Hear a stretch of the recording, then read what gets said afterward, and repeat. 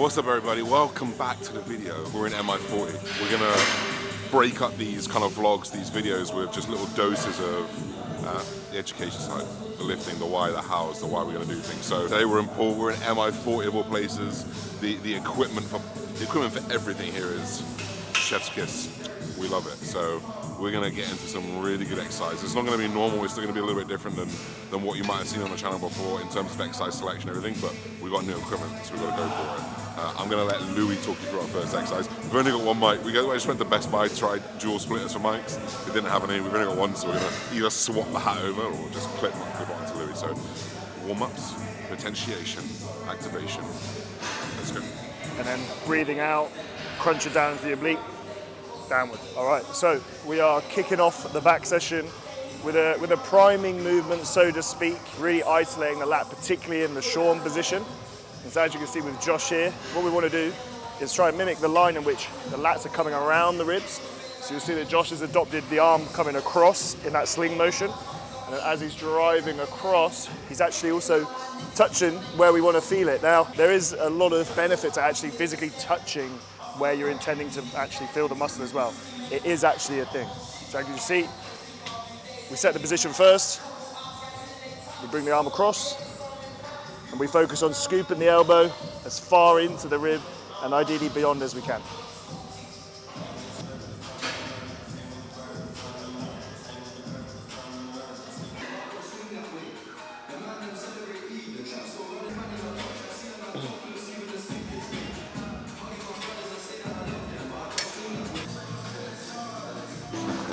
Oh, that's good.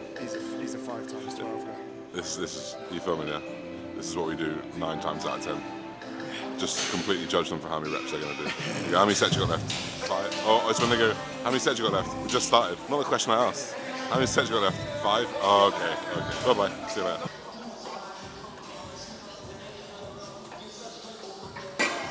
All right, so as you saw, we got the lat primed and ready, warmed up in the shorn position, and now we're on to the notorious Nautilus pull down. If anyone is doing the D-handle pull down back at home, this is essentially why that was created, was to recreate this angle that we see here. So on the pull down, you'll see that when Josh is bringing his arm up, the angle in which we're creating is 120 degrees approximately. Could go into the real sciencey part of it, but essentially on your pull downs, there's not much value on taking the arm any higher than 120 degrees.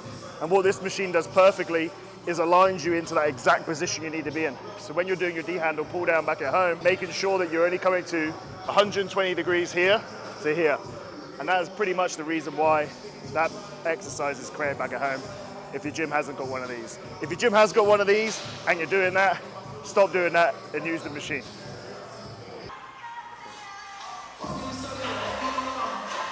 All right, big dude.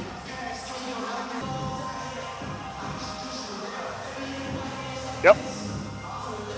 Good. There we go. Good, mate. Lovely, mate. Come on. Wasn't me. Let's go. Yep. Elbow in.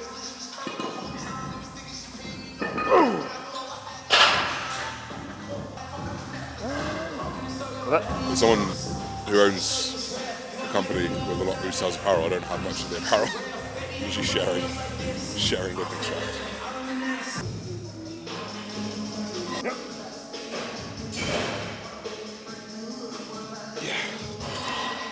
Yeah, good.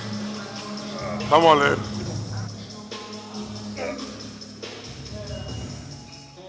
Good. Same again. Hard. Strong. 3 more sessions. And then when I fly back on Saturday, maybe I'll take Saturday off, Sunday off. Monday, Tuesday.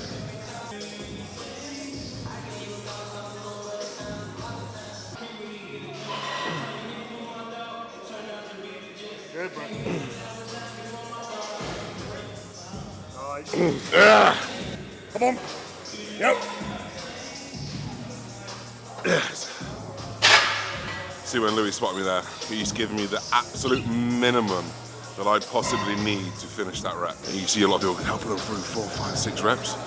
Failure is failure. Taking yourself beyond failure, you're digging yourself hard into fatigue as well. So don't dig yourself too deep by doing 4, 5, 6, 7 drop sets and supersets. Instead, a little bit of help through that length and range where we're failing.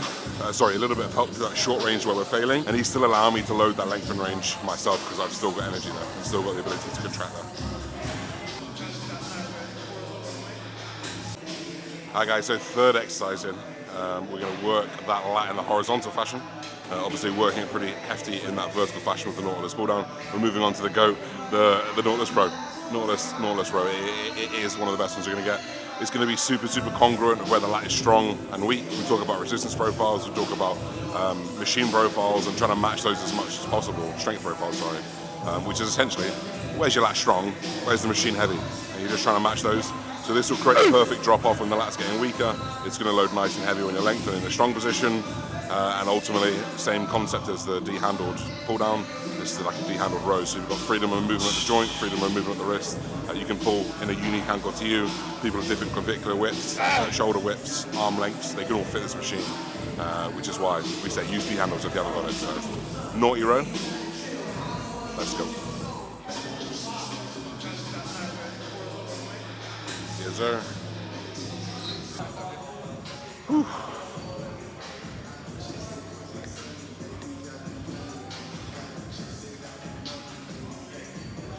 Good. Come on. Come on. Yeah. Good. Strong.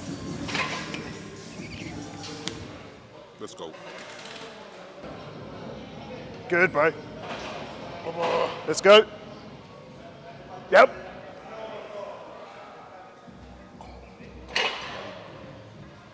The execution and the really important factor of this is we want to make sure that we're targeting the lats, of course. We want to keep the upper back out of the equation. So as you're doing your set, the shoulders should never rise upwards. And the tendency can be when we start to fatigue, the body wants to call in reinforcements and use the other muscles. So a really good cue to take into account when you're doing your horizontal row is to keep the lats slightly tensed, because that's going to encourage you to keep that shoulder down. And as we pull in, we're always keeping that shoulder nice and low. So the shoulder should never travel up above the horizontal plane. So hopefully that'll help if you struggle to feel it in your lats. That cue there should really help. Mama. Good, right. Good. Come on.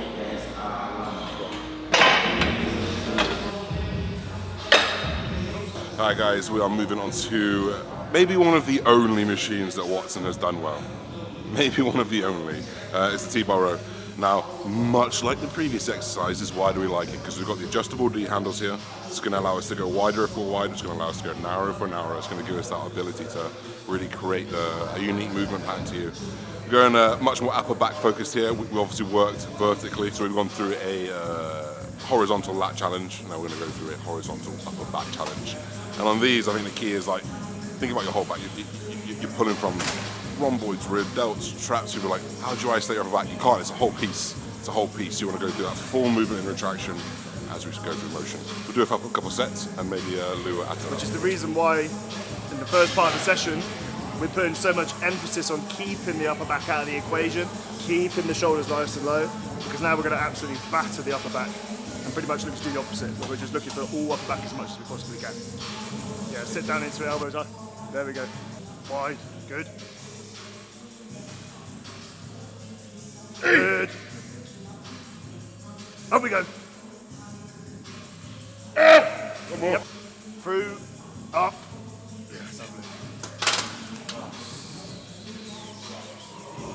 So one of the biggest things I would say in order to build your back is to really become familiar with, when I'm doing this movement, where should I feel every single rep? I'm coming to understand that.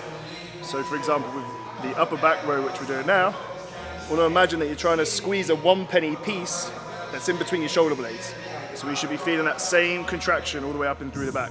Much like when we're doing the lats at the start, we're always trying to understand where we should feel the movements. Back in particular, obviously, such a complex group of muscles. The chest is pretty obvious, right? With the back, just start to really become in tune with, okay, this exercise I should feel it here and not feel it here. And so the big tip for anything upper back related is all about squeezing in the shoulder blades and not so much anything down in this area. Bust down, Tatiana.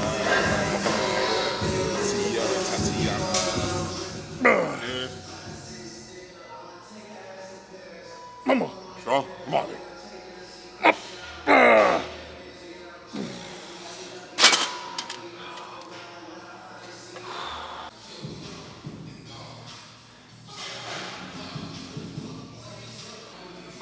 Lovely.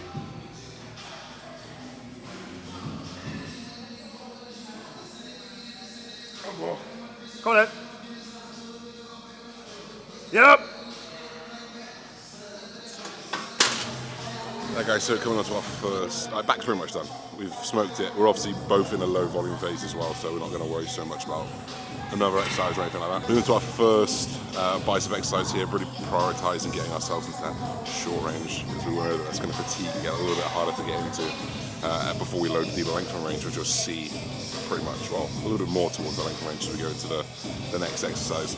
We're going to keep this very, very similar because there's less exercises here, because I do want to focus on my arms a little bit more. We'll probably add a set, so maybe do 3 and 3, just a way to get a little more arm volume in. But this is probably one of my favorite. This has actually got a band on it. It's when you come to good gyms, stuff's already done for you. The hack squats are already banded. There's a daisy chain on the Smith machine, and this has been banded as well to make that resistance profile congruent to the strength profile. So, well, let's go.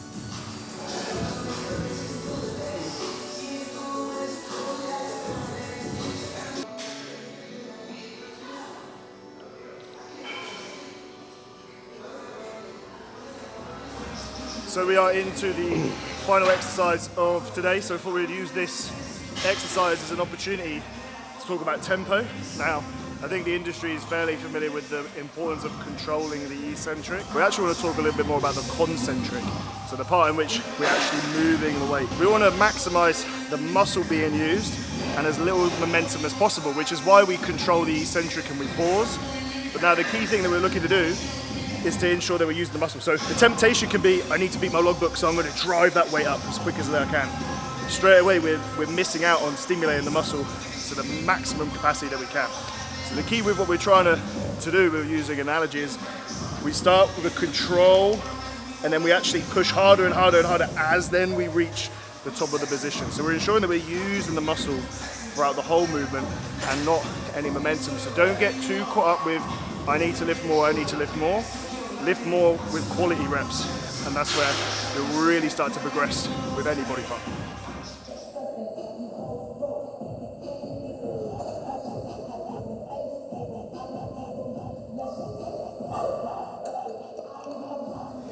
And guys, so I hope you guys enjoyed that little bit of an insight into our minds, how we're performing things, why we're doing certain exercises. We're not just meters trying to throw weight around. Yes, we are, but also with a little bit of thought. So guys, if you enjoy this type of video, if you enjoy this type of content, please drop a comment down below. Please like the video, please share it with your boys, tag me in your stories. See you in the next video. Peace.